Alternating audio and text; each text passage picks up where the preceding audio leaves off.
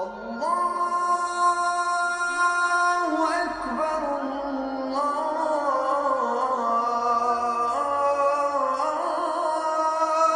أكبر.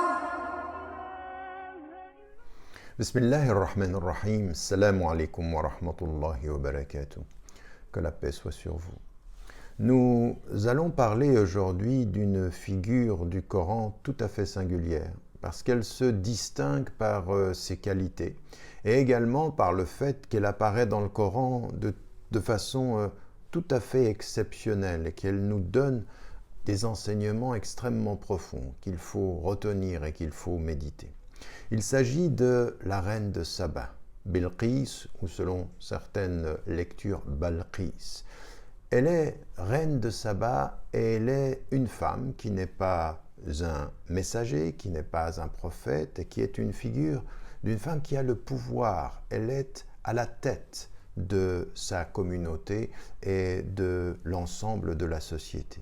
Et elle va se distinguer par des caractéristiques qui sont importantes, parce qu'elles nous disent dans leur compréhension non seulement la psychologie d'une femme, mais ce qu'il faut comprendre de ce qui est l'être féminin tel qu'il apparaît dans le Coran. Non pas simplement comme la femme de ou la fille de, mais comme une femme ici qui va avoir de ce point de vue des qualités tout à fait singulières. Première des choses, elle est indépendante. Elle est indépendante et reine, et ceux qui sont ses conseillers lui diront qu'au bout du compte, c'est elle qui décide, mais elle, quand elle décide, elle ne décide pas seule. Elle est l'expression de la notion même de shura, de la consultation, qu'on pourrait appeler aujourd'hui le principe même de ce conseil démocrate où l'on prend des décisions en consultant. Ça, c'est le premier élément.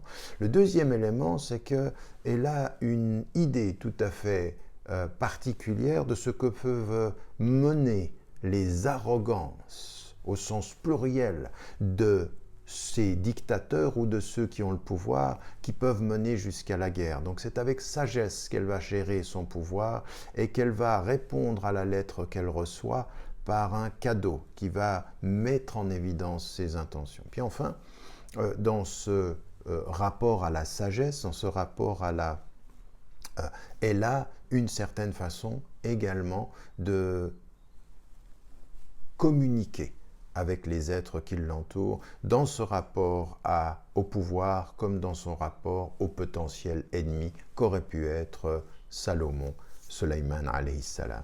D'abord, elle reçoit une missive de Salomon, et cette missive de Salomon est étonnante parce qu'elle est Bismir Rahman Rahim. Elle est au nom de Dieu, le miséricordieux, le tout miséricordieux. Et quelle est sa première attitude?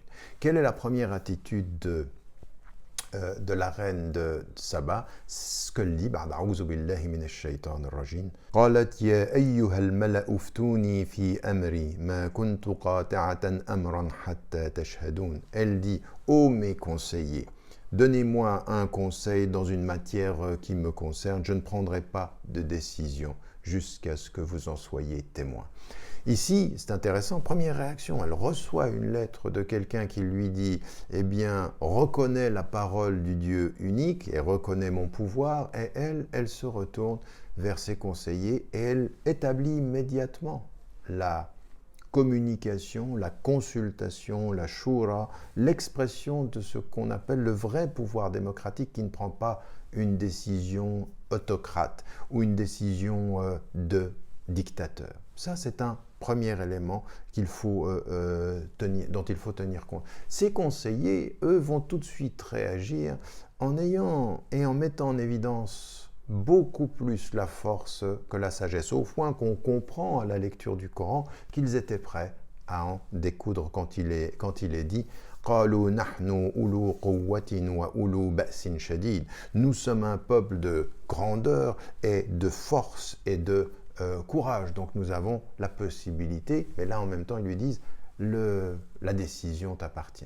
Et donc elle, ce qu'elle voit, ce qu'elle fait, c'est qu'elle consulte ses conseillers et qu'elle veut une décision. Ce qu'elle comprend de ce qu'ils disent, c'est allons-y, allons à la guerre. Et elle a une autre position quand elle dit قالت إن الملك إذا دخلوا قرية أفسدوها وجعلوا أعزة أهلها أذلة وكذلك يفعلون. Elle dit, quand les rois entrent dans les cités, ils la détruisent et ils soumettent ces peuples les plus dignes, ou les gens les plus dignes de ce peuple-là, ils les soumettent. Donc, elle dit, mais ce que vous êtes en train de me donner comme conseil n'est pas forcément ce qu'il faut suivre, parce qu'elle connaît le pouvoir des hommes. Donc, une femme, dans le Coran, qui a le pouvoir, fait la leçon au pouvoir des hommes à travers l'histoire. Parce que les hommes, ils sont prêts à en découdre. Et en fait, quand ils entrent dans une ville, eh bien, ils détruisent et ils soumettent les gens. Eh bien, elle ne va pas suivre ceci, elle va répondre, et elle va répondre à Sulaiman alayhi salam en lui envoyant un cadeau. Elle dit, je vais lui envoyer un cadeau et on va voir comment il réagit.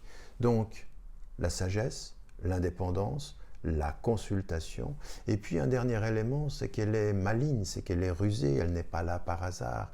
Et elle lui envoie des biens. Elle a reçu une missive au nom de Dieu le miséricordieux, le tout miséricordieux. Et elle lui envoie un cadeau pour voir si est-ce que le Dieu qu'il dit servir a moins d'importance que la richesse qui peut l'atteindre. Parce que les rois, s'ils détruisent quand ils gagnent, ils sont attirés par les biens de ce monde.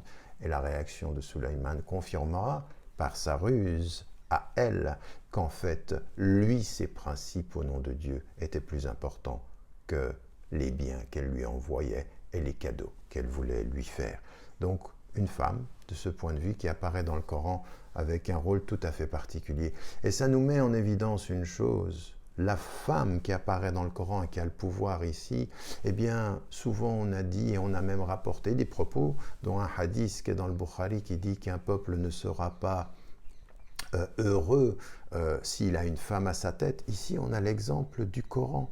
Alors oui, le hadith il est dans le Bukhari. Oui, la chaîne de transmission, elle a été considérée comme valide et ahad. Oui, c'est vrai, mais le matn, le contenu du propos, la circonstance dans laquelle le prophète salam l'a tenue doit être considérée, car il ne peut pas être qu'un hadith puisse, de ce point de vue-là, contredire un statut aussi important d'une femme indépendante, au pouvoir, et qui montre plus d'humanité et plus de sagesse que les hommes qui l'entourent et que beaucoup de ceux qui furent rois avant et après elle. N'oubliez pas, n'oubliez jamais de dire à ceux que vous aimez que vous les aimez. La vie est fragile. الله أكبر